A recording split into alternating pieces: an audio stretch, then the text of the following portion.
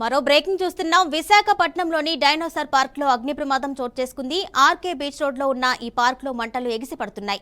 భారీగా పొగ వెలువడుతూ ఉండడంతో స్థానికుల్లో భయాందోళనలు వ్యక్తమవుతున్నాయి. అగ్ని ప్రమాదంపై స్థానికులు సమాచారం అందించగా అగ్నిమాపక సిబ్బంది వెంటనే అక్కడికి చేరుకొని మంటలను ఆర్పేందుకు కృషి చేస్తున్నారు. బీచ్ రోడ్ పక్కనే ఉన్న డైనోసార్ పార్క్ లో ఈ ప్రమాదం జరిగింది. పెద్ద ఎత్తున మంటలు పొగ ఎగిసి పడుతూ ఉండడంతో రోడ్డుపై ట్రాఫిక్ కు అంతరాయం కలుగుతుంది. కాగా ఈ అగ్ని ప్రమాదం ఎలా జరిగింది అనే వివరాలు తెలియరాలేదని అధికారులు చెప్పారు.